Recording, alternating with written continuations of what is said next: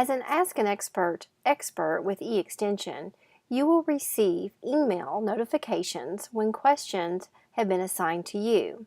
It may look something like this one on the screen. You'll have a summary of the specific question along with a link that allows you to go straight into ask.extension.org to view the question that's assigned to you. As we've jumped straight into Ask an Expert at ask.extension.org, you notice that I was already automatically logged in. If you have been logged in recently, you will go straight to the question, or you may be asked to log in first. Here, you can begin to evaluate the question that you've received. You can see the title of the question along with the body of what has been sent. If you're lucky, the question will be accompanied by a location, not only a state, but even a potential county that it's from. Or if the question has been submitted from someone that is outside of the country, that will be indicated. This particular question was submitted as a private question by looking underneath of the question number in the top left corner. This means that the user has chosen for this question to remain private even after it is answered. If the user were to have chosen that the question could be public upon answering, then it would be viewable at ask.extension.org, as long as you, the expert, feel that that is appropriate and you do not change it back to private. The rule of thumb, if a user submits a question as private, you as an expert cannot override that and make it public. But if the user submits it as public, then you can choose to keep the question public or to make it private. So let's go ahead and answer this question, or at least deal with it the best that we can. As a question wrangler, I receive questions from many different subject areas. This is actually not an area in which I can field this question. So here I'll start to begin looking at the question, pulling out keywords that are associated with the question that's been asked. So first I can recognize that it's definitely a horticulture question. So I'm going to start typing the word horticulture, and we'll add the tag of horticulture to this question. Adding tags to questions is important so that others can find this information in the future, or in this case, we need to reassign it to someone new. So we need to find someone else that has expertise in these areas. And the way to do that is to match the keywords that should be associated with this question to the keywords that are attached to those individual profiles of people that have expertise in those areas. So here, as we read a little bit further, we can see it's talking about fall blooming for the crocus. So we might try to type in the name of the plant that's in question, and we can see that there's just one or two tags that have been used in this way on other questions, but at least that's a start. We also can talk about fall blooming. Let's see if there's anything already started. It doesn't look like it yet, and we could start a new tag. And this may or may not be appropriate, but for this example, we'll go ahead and get that going. We want to talk about, talks about bulbs. I'm normally an advanced gardener, but fall crocus are new to me. So I think that from this perspective, because the question has some general keywords as well as a county and a state designated, let's go ahead and see if we can find the most appropriate person to answer this.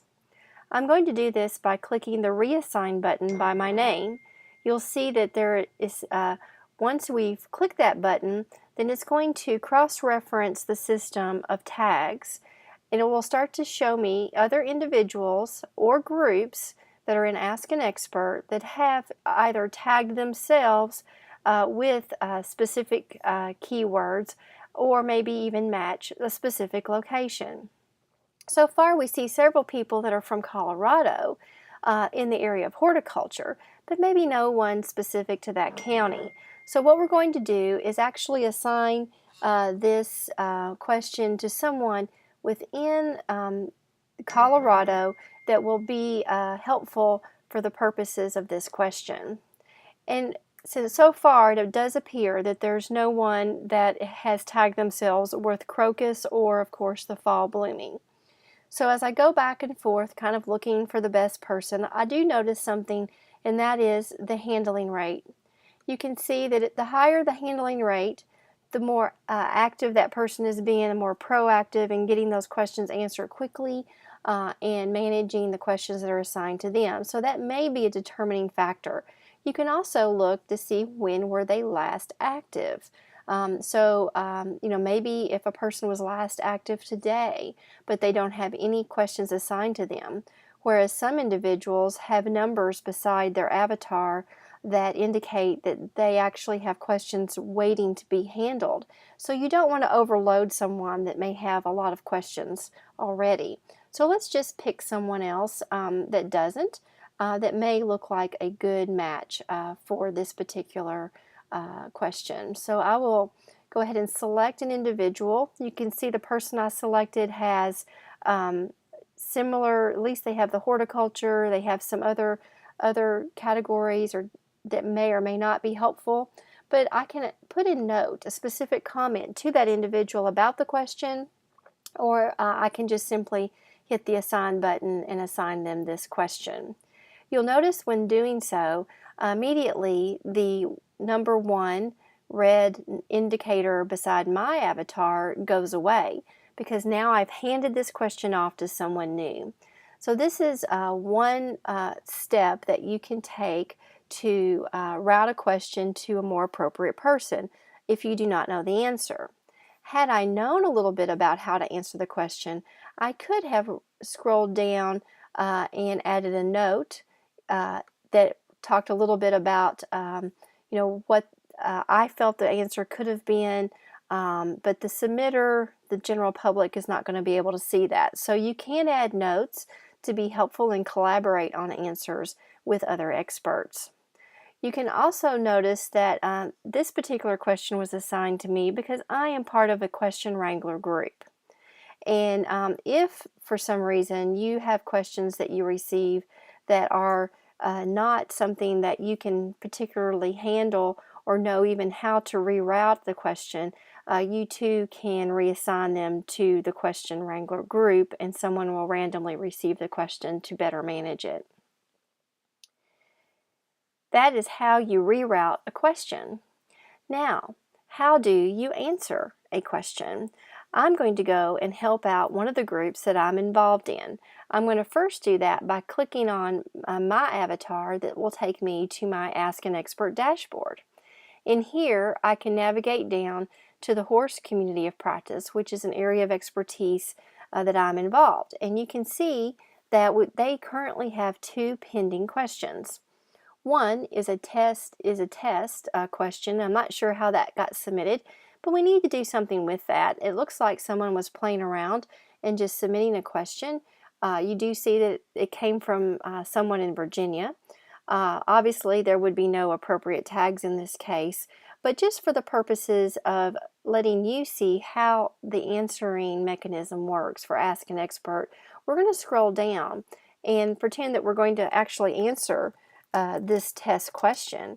And you can see that there are WYSIWYGs or navigation at the top of the answer box that allow you to do special things with your formatting. You can bold, you can italicize, you can underline, you can make certain text even smaller if you choose. You can simply undo these attributes by clicking them again and taking the formatting off. You also have opportunities to designate the text in the style sheet of whether you want it to be normal, which is what most people use, or if you would like to make a particular word or set of words a heading, where header 1s are usually larger than a header 2, and so forth and so on. So the larger the header number, the smaller the text. You also can add quotes around information or indentions. You can do bullets, you can do number list, and then you can also move things left and right justified on the page. Additionally, you are able to insert a link, and that is the last icon. And many of you will have a need to do this by highlighting a particular word or phrase in the answer, and then clicking the link button and then copying in the URL. This allows you to insert a link to an outside web page. And you're free to not only insert links to articles that are published at eXtension.org or blogs or other Ask an Expert public questions, but to any university or other representative resource that you feel is something that you would promote as an educator in the system. So if it's something that you have peer-reviewed or you feel is valuable, we encourage you to link out to that information as opposed to duplicating that content within the question and answer. I'm going to go ahead and click the cancel button at this time. You may also upload or browse for files to add images or to add documents, things that would potentially help with this particular answer. You'll notice at the very bottom that you're able to see that because I have already preset my profile to indicate what my signature is going to be for all of the questions that I answer and Ask an Expert, that this is automatically populated for me. However, as I mentioned in that training, you can easily change and add more information as you see fit based on the need of the question and answer. That is all modifiable at any time. Once you have completed your answer of the question submitted, you are then able to send the response. When you click the Send Response button, this particular question and answer will be emailed directly back to the person who asked it. So they will get immediate response back from you. If the question was set as public instead of private, then you would have the option to keep it public, and it would begin to show as a frequently asked question at ask.eXtension.org for others to read, search on, and make comments on. So that's quickly how you go from your email that you receive a notice that you have received a question. You go straight into ask.eXtension.org. You evaluate the question. You start to determine what the keywords are first. And then after you determine the keywords that are appropriate and you add them to the Add Tags box, so you add those keywords and tags in this box, then you can choose to either reroute it to someone new or simply answer that question by scrolling further down and starting to compose your response. Lastly, you send that response by hitting the Send Response button at the bottom of the page. And at that point, you have completed that exercise and that individual will have a question answered into them. Again, we encourage you to try to respond to incoming questions within 24 to 48 hours. It's extremely important that we're responsive quickly to our customers. And with that, I think that helps you notice that there are a few other options at the top. You can close a question only after it has been answered and only if you are having dialogue back and forth with the customer. Sometimes after you've responded to a customer and they receive the email, they will actually come back and add additional comments. They may thank you for the response. They may ask additional questions in which you can then start carrying on a conversation using this system by going back and forth with that dialogue. But at some point, it can be appropriate to just close the question because the conversation is complete.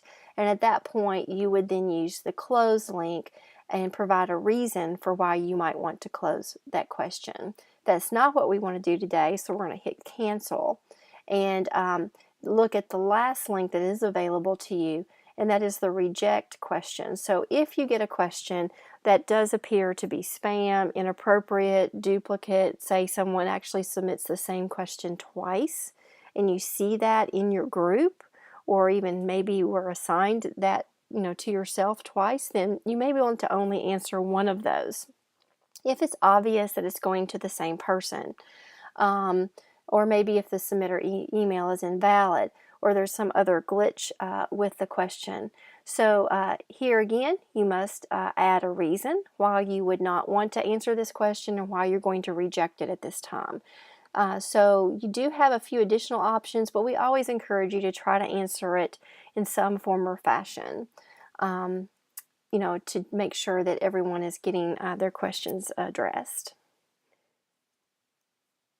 And with that, you can always go back and look to see additional questions that may be assigned to you by clicking on your home dashboard. At this time, I have no questions that are actually assigned to me. However, just like we did by going to a group, you can go to any specific group, like in this particular case, the horses group, and I can pick up and answer and reroute any of these questions throughout the entire system.